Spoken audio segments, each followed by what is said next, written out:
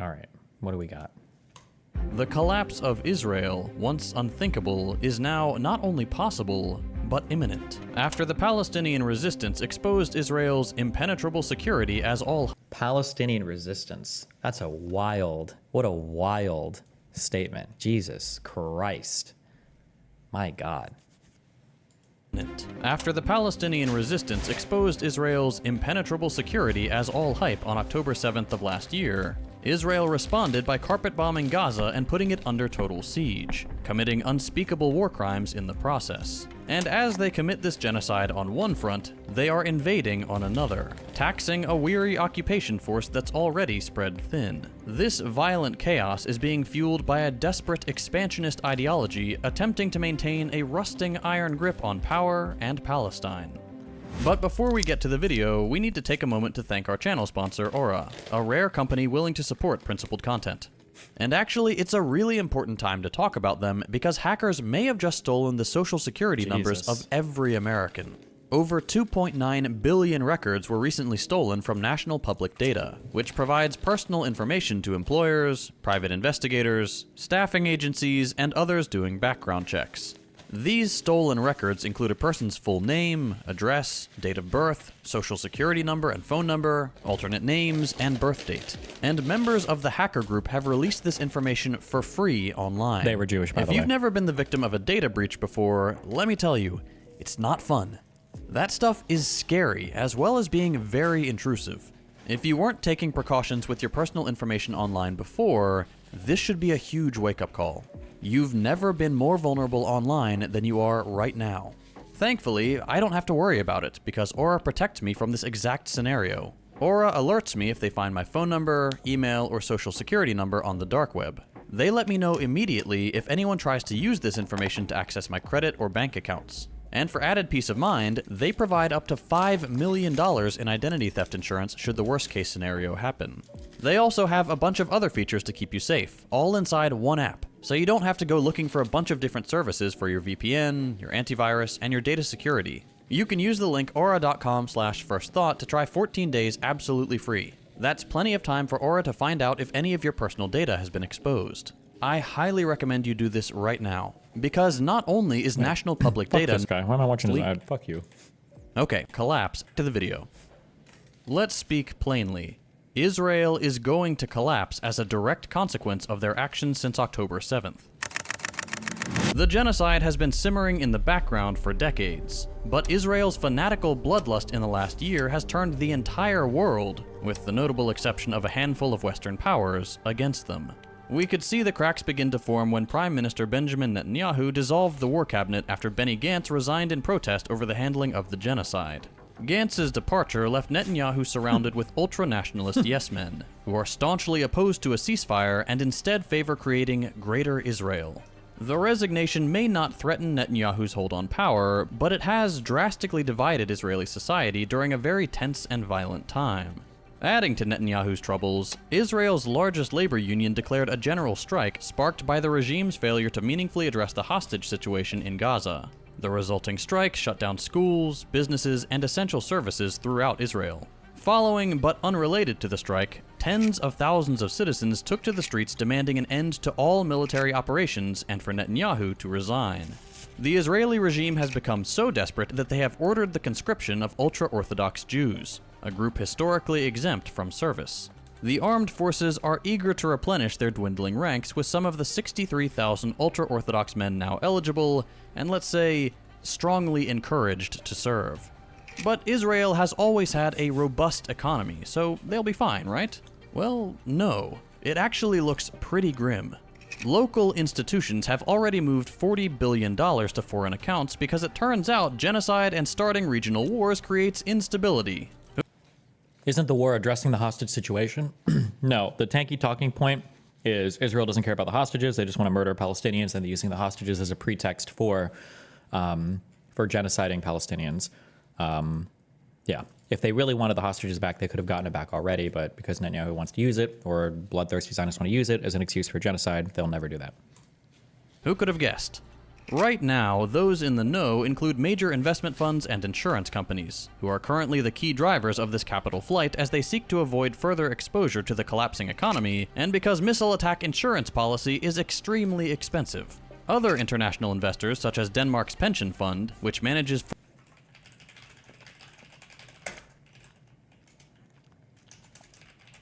Is that a real thing?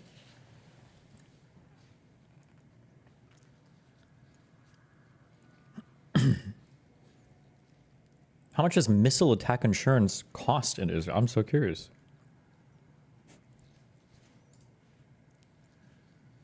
Okay, I have no idea. It was a joke? I mean, none of this history, or none of the things this guy talks about are real. I don't know if it was a joke or not. investment funds and insurance companies, who are currently the key drivers of this capital flight as they seek to avoid further exposure to the collapsing economy, and because missile attack insurance policy is extremely expensive. Other international investors, such as Denmark's pension fund, which manages 42 billion euros, divested from 4 Israeli banks financing illegal settlements. This was followed by Norway's KLP, selling its $69 million stake in Caterpillar because of the company's role in aiding the genocide. The divestment movement is gaining traction internationally, further eroding Israel's economy. Israel's shekel has also been in continuous decline since the escalation of the ethnic cleansing campaign. Additionally, both Moody's and Fitch Ratings downgraded Israel's credit rating twice, causing Israel's borrowing costs to explode. Now the regime must balance financing a genocide, war in Lebanon, and a floundering economy. Finally, the Central Bank of Israel has estimated that military spending will reach $70 billion by 2025, driving the country's debt-to-GDP ratio to 67%, which will require severe austerity measures to avoid financial crisis. They are financing their violence with a currency constantly losing value. You don't need to be an economist to realize this is completely unsustainable. The port of First off, I think our debt to GDP ratio is like 120%. Secondly, this chart doesn't even look that bad. Thirdly, why would you peg it to the USD, which is like one of the strongest currencies right now? Eilat, Israel's Red Sea port and one of its most important trade logistics centers, declared bankruptcy after 8 months of inactivity following the Houthi blockade. 40,000 businesses have closed within Israel, and up to 60,000 are expected to have closed by the end of the year. These are numbers not seen since the global economic shutdown following the COVID pandemic. And it isn't just money that's fleeing Israel. Israelis are too. Uh-oh. Ironic, considering the often repeated line that Israel's the safest place for Jews, even though everything they do actually makes them unsafe, and around the world it makes them less safe. Safest place on earth for Jews, which is the most load-bearing excuse given for its existence. In 2023, Israel had a net migration loss of 55,300 people, according to data from the Population and Immigration Authority. They go on to say that current data indicates the total will be near 70,000 for 2024. Probably because people don't want intermittent showers of Iranian missiles in their weather reports. Jokes in poor taste aside, some viewers may not be aware that of the people that have emigrated to Israel since the Nakba in 1948, 43% of them, 1.4 million people, arrived after 1990. This means that over 15% of Israelis have some clear and living connection to another, likely safer country. Remember, Jews never belong there. There's always a reason why Jews don't belong. That's like one of the most important things to say. And that's not all. Many of these settlers have had children born in Israel who also have, via their parents, citizenship rights and claims in their parents' nation of origin, adding hundreds of thousands of people to that total. A huge means that over 1.4 Israel. I also love the countries chosen here and the time span chosen. Like, since the Nakba in 1948. 43% of them, 1.4 million people, arrived after 1990. So we've got the fall of the Soviet Union, okay, which saw a reshuffling of lots of different types of things, right? There were a lot of Jews that lived in parts of Russia that didn't like it. The 100 years earlier than this, they fled from Russia. And then you've got like the Ukraine war that's going on right now. I love that that's just such a nice... Be aware. This means that over 15% of Israelis have some clear and living connection to another, likely safer country. And that's not all. Many of these settlers have had children born in Israel who also have, via their parents, citizenship rights and claims in their parents' nation of origin, adding hundreds of thousands of people to that total. A huge portion of the population that has the option to leave. And it seems like they are. Poll data released in July shows that more flight is highly likely since a full quarter of Israelis, that's 2.3 million people, would immediately since a full A quarter of Jewish Israelis, 40% of Arab Israelis contemplate emigration. full quarter of Israelis, that's 2.3 million people, would immediately since a full quarter of Israelis, that's 2.3 million people, would immediately emigrate if given a, quote, practical opportunity to do so. Based on this data, we can reasonably assume a plurality, if not most, of that 2.3 million includes plenty of this 15% and their children. Okay. It would appear that settlers don't like dealing with the consequences of their actions. Israelis are having to abandon their ethnostate as a direct result of its fascist and genocidal behavior. True. On October 7th, the PRF exposed the massive holes in Israel's expensive and supposedly impenetrable defense apparatus, making a mockery of the racist and violent infrastructure. The shockwaves from this unprecedented success forced the unprepared Israeli regime to establish buffer zones in Gaza, a desperate attempt to prevent similar failures in the future. Up north near the Lebanese border, over 100,000 settlers fled their illegal settlements, with the IOF assisting their evacuation. This has effectively created another buffer zone, but within its own colonial borders. The first time such defensive measures have been implemented. The colonial regime is unable to guarantee settlers' safety due to Hezbollah. I'm pretty sure Jews always flee from the buffer zones whenever there's like wars and shit going on, but okay. Targeting military installations, such as Iron Dome batteries, located in and around those settlements. Israeli military leaders have since been forced to admit the severe limitations of the Iron Dome. An IOF retreat of this magnitude hasn't been seen in the north of the colony since the Yom Kippur War. The resistance's growing capabilities have repeatedly overwhelmed Israel's paper tiger defenses. After suffering heavy losses and repeated failures on the ground, the IOF has been forced to abandon their familiar tactics both in Gaza and against Hezbollah.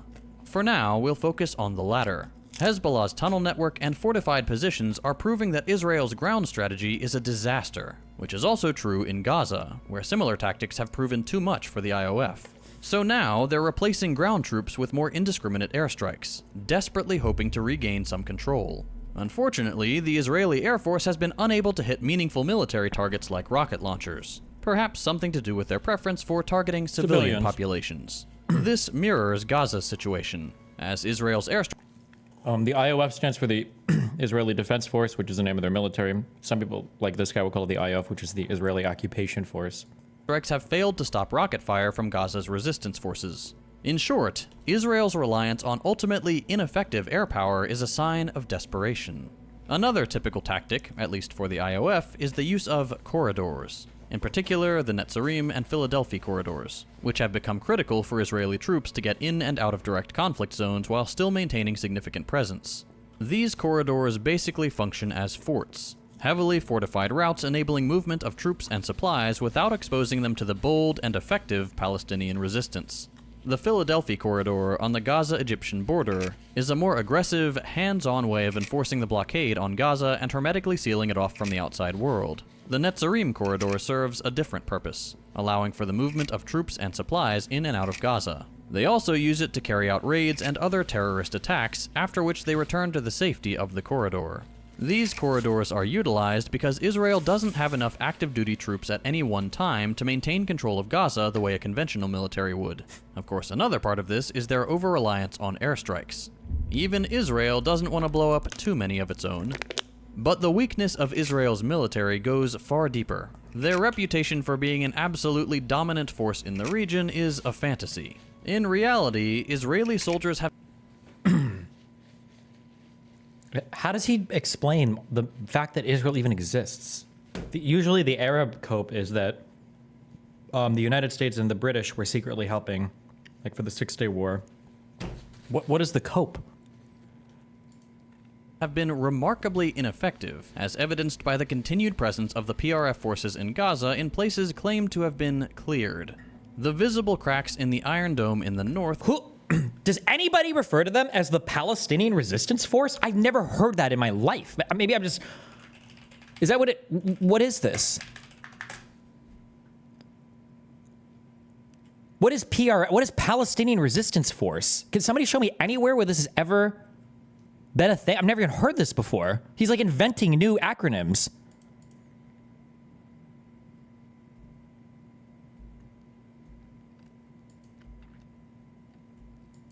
Wait, August, what is happening? Hold on.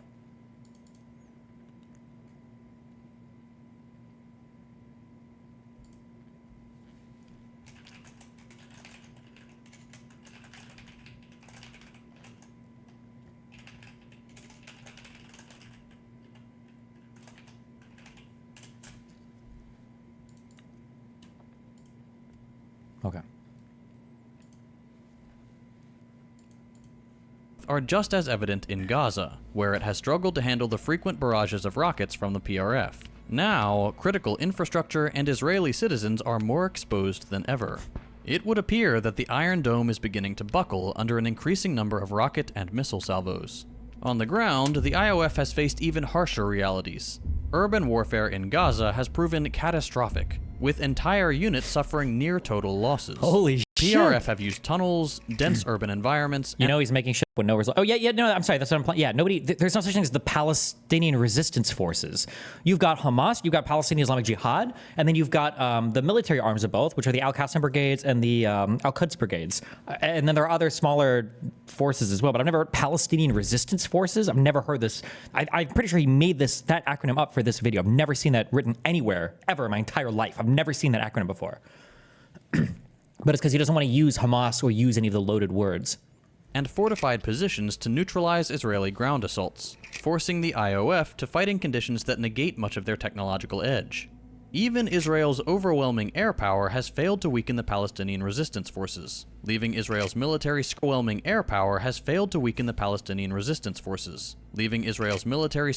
for solutions. In fact, their own carpet bombing has made it hard for troops and equipment to maneuver and navigate. The IOF coined the term devastated terrain warfare, and are now having to train their soldiers how to fight in the mess they caused. As evidenced by countless resistance highlight reels, they're not doing a good job. Speaking of messes caused by the IOF, let's talk about their mounting casualties. The best data currently available puts it at more than 1,200 soldiers killed and over 5,000 injured.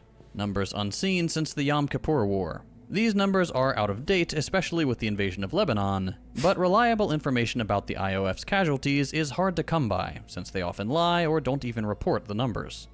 The projection. In addition to the large number of casualties, the IOF has been bleeding equipment too, and the scale is staggering. 41 tanks, including the much-touted Merkava models, have been destroyed, damaged, or captured. 160 armored vehicles destroyed or disabled. 24 troop carriers were captured on October 7th alone. 17 drones have been lost. Wait, what is this? Is that true? I don't remember videos of them driving back troop carriers. Did this happen? I just missed it? IOF stands, yeah, he calls the IDF the IOF, the Israeli Occupation Force, yes. Were captured on October 7th alone. 17 drones have been lost. 7 destroyed, 2 damaged, and 8 captured. 66 multiple rocket launchers have been either destroyed or captured, leaving Israel increasingly vulnerable. And these numbers are the, quote, official ones, meaning very likely a severe undercount. Cross-referencing battle footage, leaked information about vehicle repair, testimony from Israeli hospitals, and so on indicates that What the fuck is this video? This is Second Thought. He's a tanky. This is the guy who got, who ended up leaving the Nebula with a bunch of others. He's the guy that was in that video with, that Hassan, on that podcast that Hassan loves, the tanky one where they talked about settler babies. This is the guy that made up that term, settler babies or whatever.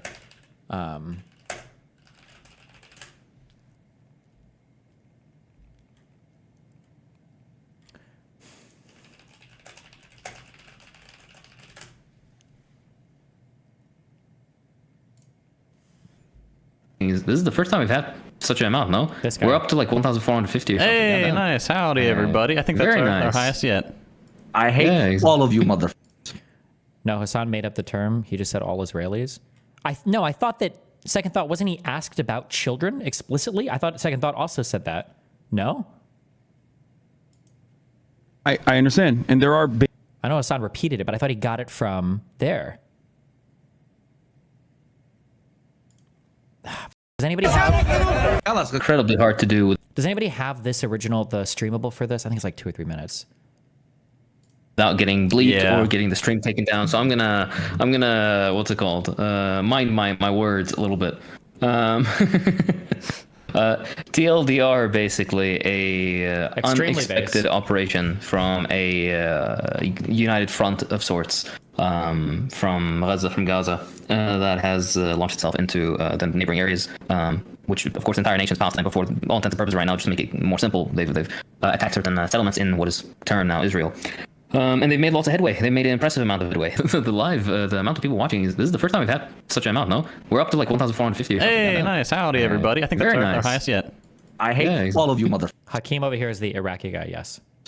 Hey, look. It's okay. It's Hassan. You get a kiss from Hassan's me. in chat. No. That's why. Oh, is he? Yeah, hey, Hassan. All right. Yeah, Hey, what up? Hey, partner. All right, that makes sense. Mohammed Zaman sent $5 very much. He says, "Did the Palestinians actually take civilian hostage, or is that fake news?" I don't care. Yeah, the occupiers I don't- are not civilians. That is what it comes Yeah. down to. Like, if imagine, French- like if Sorry, go on. Germany, let's say Germany, to be non-controversial, invaded the United States, and they said, you know what, Cincinnati, Ohio, is our ancestral home, and everyone knows that's blatantly false. But they take your home, they murder your grandma, they bulldoze like your neighbor's house. Are those people civilians there? No, they're occupiers, and those are criminals. That is, there are no civilians there in the illegal military occupation. What is this? Oh, okay. That was the extent of what he said. He said there are no civilians in the illegal military operation. And then, so then Ethan clarifies, does that include babies? And then Hassan expands on that point of there being no civilians. Okay. Also, remember, I just want to reiterate it. It's good that he said it here. Always remember this. When people say, I don't want to kill innocent Jews, just like military ones or people involved in like military projects, there are no civilian Jews in Israel. There are no civilians. All of them are occupiers. All of them are part of the military. All of them need to be killed. When they say that, they're playing a trick on you. And they're like, oh, no. We don't want to kill any innocent civilians. No civilians. They don't view them as being any civilians in Israel. About vehicle repair, testimony from Israeli hospitals, and so on indicates that everything from the number of Israeli soldiers dead and injured to But that guy talking was this guy. That's this guy. Second thought. Although he made a new YouTube channel called First Thought. quote, official ones, meaning very likely a severe undercount. Cross-referencing battle footage, leaked information about vehicle repair, testimony from Israeli hospitals, and so on indicates that everything from the number of Israeli soldiers dead and injured to destroyed or damaged equipment is several times higher. Additionally, Israel's highly prized surveillance infrastructure has been laid to waste. Resistance forces have damaged or destroyed observation balloons and surveillance towers, which will limit Israel's ability to gather intelligence. Hezbollah has also struck critical blows against Israel's crumbling military. The group has worked swiftly to improve their tactics and weaponry to counter Israel's defense systems and to prepare for the invasion they knew would come, and now has. They've been fighting in solidarity with the PRF since October 8th, but only really pulled off the kid gloves in recent weeks. In the process, Hezbollah have shown off their updated capabilities and new weapons that can fly farther, hit harder, and do so with a level of precision that has left Israel scrambling. In fact, John Elmer over at the Electronic Intifada has been documenting some pretty incredible successes, such as a drone being sent to take out a jammer meant to make the very drone used for this mission inoperable and drop out of the sky.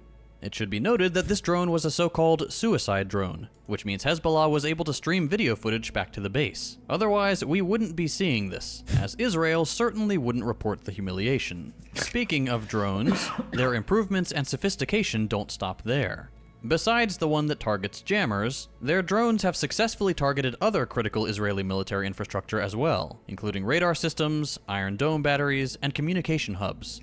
On the ground, Hezbollah has been outmaneuvering Israeli forces, inflicting high casualties and halting the IOF at every encounter.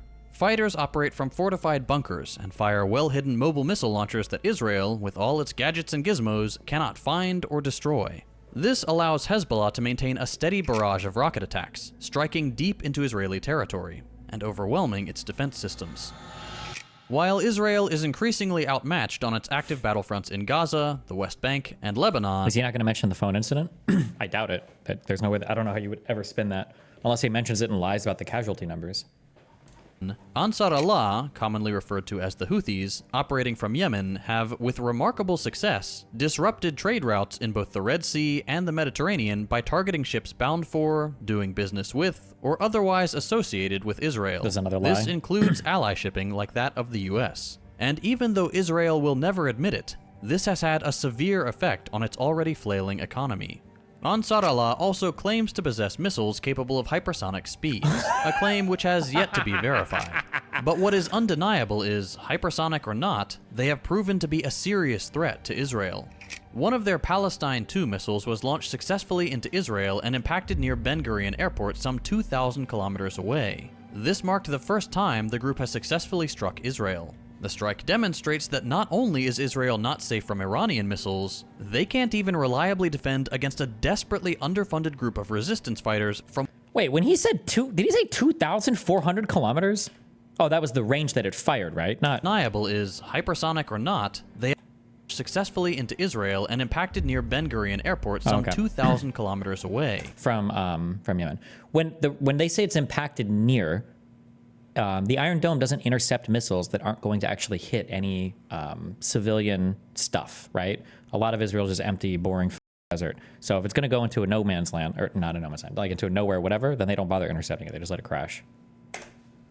This marked the first time the group has successfully struck Israel. The strike demonstrates that not only is Israel not safe from Iranian missiles, they can't even reliably defend against a desperately underfunded group of resistance fighters from one of the poorest nations on Earth.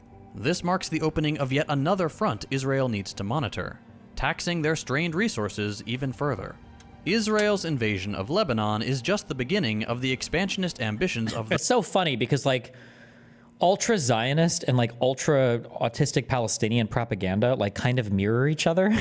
Like, they need each other's fear-mongering to survive. Like, if you talk to the crazy ultra-Zionists in Israel, they say all of this. Our military's getting seven fronts, the seven fronts. We're getting hit from all sides. Everybody's like it's crazy. And then the crazy pro-Palestinians will say some like similar shit. Hey, yeah, we're up. We're taking them out. We're gonna we're killing them all. We're blowing all their shit. Like, yeah, they can barely handle us. Like, it's just funny to see the two sides of the same coin on this stupid shit. The Greater Israel Project, aka Lebensraum. In short, it's the belief that Israel's borders should extend from the Sinai to the Euphrates. This latest invasion follows two Israeli terrorist attacks on Lebanon, which resulted in at least 42 deaths and over 3,500 injuries, as well as the assassination of Hezbollah Secretary General Hassan Nasrallah. Since Israel is unable to achieve meaningful strategic or even tactical victories, it relies on bombing civilian centers as punishment, as well as messy assassinations of leaders. These killings target organizations born out of earlier guerrilla struggles against Israel, and despite Israeli assassinations going back decades, these groups have only gotten more competent, more experienced, and more dangerous, as most clearly illustrated by Hezbollah. Israeli soldiers have encountered stiff resistance from Hezbollah forces.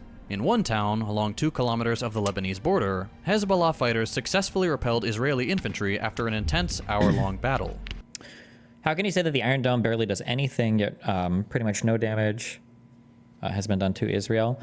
This is a claim that there is a researcher called Postol, P-O-S-T-O-L, and another guy who works with him. It's debunked now research that Finkelstein also widely promotes. The idea is basically just that the Iron Dome is bullshit, doesn't do anything. The rockets that are launched from Hamas are wildly ineffective, and Israel inflates how competent they are with the Iron Dome to make missiles look better, but they actually suck shit.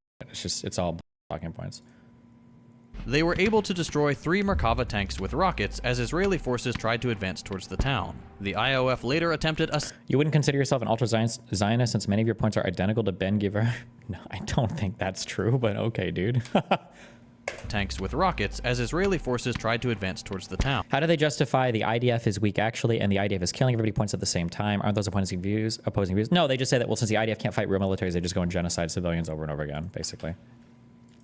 Hezbollah fighters successfully repelled Israeli infantry after an intense hour-long battle. They were able to destroy 3 Merkava tanks with rockets as Israeli forces tried to advance towards the town. The IOF later attempted a second breach of Hezbollah's defenses, which also ended with them retreating. Hezbollah also saw success near the village of Yarun, where forces ambushed an Israeli unit with explosives, resulting in an unspecified number of casualties, and which stopped the IOF from encircling the village. Correct me if I'm wrong, I thought Hezbollah has been underperforming in this recent war and that they were doing comparatively better during the 2006 war. Yes. That's why if you listen to my predictions a few months ago, my predictions were that if Israel opened up like a formal front against Hezbollah, that they would be in significant trouble. I thought that Israel was going to get reamed if they tried any kind of like formal direct confrontation with Hezbollah, because in 2006 Hezbollah's performance was significantly better than in the civil war in the 80s, Yeah. But in this recent war, that is not at all what happened. Hezbollah got unfathomably annihilated in like literally the most Jewish way possible. A Jewish person controlled a middleman company selling pagers to Hezbollah, and they literally like turned a profit on the operations. So imagine you have some drop shipping you stuff from Amazon that has bombs in it, and he charged you 2 times what they were worth. Like, it's just unbelievable how. And like Nasrallah was like off air for like 20 minutes in the entire month in like 2006 when they were at war. Like, these motherfuckers could never find this dude or kill this guy. And then here they end up sniping him at some, was it in Iran? Was it in Syria? I don't remember where they killed him at, Nasrallah. But yeah, it was completely different this time. I don't know why or what happened or how, but. The occupation forces have begrudgingly confirmed that 8 soldiers were killed in their failed operations in Lebanon. In addition to those 8, 7 other Israeli soldiers were wounded. Oh, it was in Lebanon, sorry, okay. While these numbers may not seem like much, they mark a significant loss due to What? to the small size of the Israeli units. What's more, it's important to note that Israel has imposed heavy military censorship on the northern front, and if past trends are any indication, the actual number of casualties and other losses are much greater. Israel's actions in Gaza have triggered an unprecedented shift in world opinion regarding the legitimacy of the colonial ethno-state. Bolivia, Chile, and Honduras have either severed or suspended relations, rightly accusing Israel of committing crimes against humanity. Yes. Even Colombia, a U.S. ally, condemned their actions as genocidal and cut ties. A UN resolution backed by 124 countries demanding Israel end the occupation of Palestine has, so far, been the strongest official global opposition to the genocide. Notably opposed, of course, is the United States. Wow. Mainstream outlets like CNN and BBC have started to become more critical, or at least air more critical views, focusing on the humanitarian crisis and Palestinian casualties. Social media and its young user base have shown everyone the horrors happening in Palestine, and some of that video evidence is coming directly from the sadistic and giddy perpetrators themselves. All of these are factors which are causing a historic collapse of one of the world's most effective PR campaigns. The numbers don't lie. Only 41% of Americans aged 18 to 29 view Israel positively. Only 24% favor its fascist regime, and only Wait, was some of that community noted? Wait, hold on, I'm sorry. And some of social media and its young user base have shown everyone the horrors happening in Palestine. And some of that video evidence is coming directly from the sadistic and Gaza notifications. I don't know anything about this Twitter account.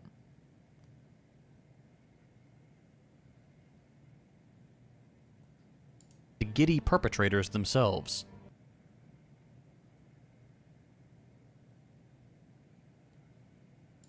All of these are factors which are causing a historic collapse of one of the world's most effective PR campaigns.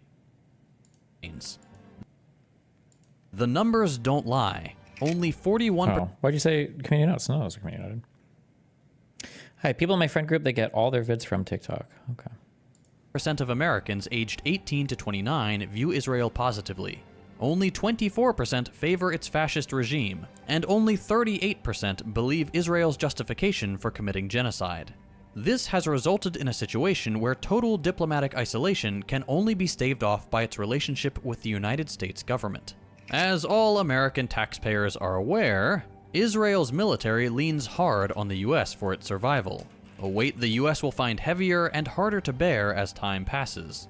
Between 2019 and 2023, 69% of Israel's major arms imports and 78% of total arms came directly from the US. What's more, every year, the US injects $3.8 billion in military aid to Israel, Holy shit. 500 million of which is earmarked just for missile defense systems, which apparently don't even work. Oh no. After October 7th, the US immediately shipped thousands of precision-guided bombs and missiles, which went on to kill thousands of children. Jesus. But wouldn't you know it, that still wasn't enough. 106 million in tank ammunition, 147 million in artillery components, and over 100 other military categories, including bunker busters. I like how I had to make sure that it looked nice, so he had like aligned it with the and artillery the barrel of the gun. Like, this will look good, trust me. Isn't enough. 106 million in tank ammunition, Oh, and he did it here 147 too. million in Too. artillery Nice. components, and over 100 other military categories, including bunker busters, were delivered in subsequent shipments. The US even sent the USS Abraham Lincoln Carrier Strike Group, fighter jets, and missile defense systems to help Israel defend itself into other countries. It seems the US and Israel share the same definition of self-defense. Israel's intense genocidal campaign in Gaza, coupled with its expansionist war in Lebanon, has thrown the regime into a death spiral from which it will not escape. Diplomatic isolation, a drastically weakened military, a crumbling economy, a fleeing... Do you think he's aware of the level of cope he is on, or is this legit delusional? No. This is an intentional propaganda video. This guy gets money from either Assad or Putin, maybe, but it's absolutely an intentional propaganda video. He knows that this is all lies. He knows that for a fact. Populace and total dependence on the US are rapidly contributing to Israel's demise. The Palestinian resistance forces have proven that Israel's invincibility is a myth, and has exposed its explicitly fascist ambitions to the world. The tide is slowly turning, and resistance to Israel is growing stronger every day. The Israeli apartheid regime mistakenly believes burying tens of thousands of Palestinians is cleansing the land. In reality, they are planting the seeds of their own destruction. It's important to remember that many of the events discussed in this episode are still developing, and by the time this video is released, things may look very different. While writing the script for this video, the Qassam brigades executed a bold operation inside Israel that killed 7, shortly followed by Iran launching 200 missiles which successfully hit bases around Tel Aviv. Shortly followed by Iran, Qassam brigades executed a bold operation... Were these, who even... Hamas claims responsibility for shooting Al Jazeera.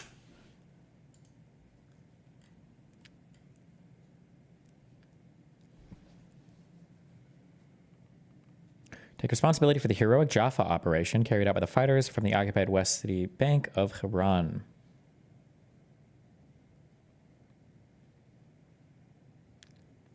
Near Tel Aviv. Was this just a terrorist attack? What the f? Heroic. So heroic. Inside Israel that killed 7, shortly followed by Iran launching 200 missiles which successfully hit bases around Tel Aviv. Meanwhile, Israel continued its bombing of Beirut and Syria. Finally, 99 American doctors released a letter to the Biden-Harris regime begging for an end to the US support for Israel's genocide. We've linked the letter below, but be advised it is extremely graphic. As always, you can find our citations in the description. First Thought will continue to monitor the situation as it develops. Fuck.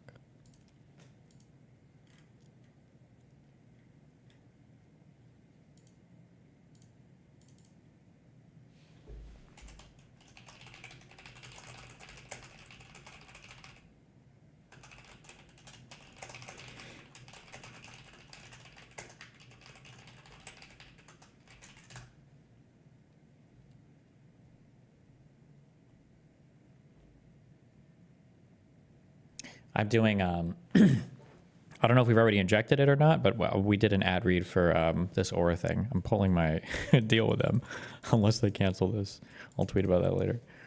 It wasn't a big one, but that's crazy. I can't believe you would get anybody to sponsor videos like this. This is just beyond the pale. I'm sorry, but this is like shameless propaganda. Like, you could do propaganda so much better. He doesn't even do it well because he's so lazy. Like, he doesn't even want to try to do good propaganda. But this is like insane. This is just an insane propaganda video. I guess I'm not calling it out because we've gone over so much Israel-Palestine shit. Basically, every single thing in this video is a lie or exaggerated or completely 180 like the opposite. This is just an insane video.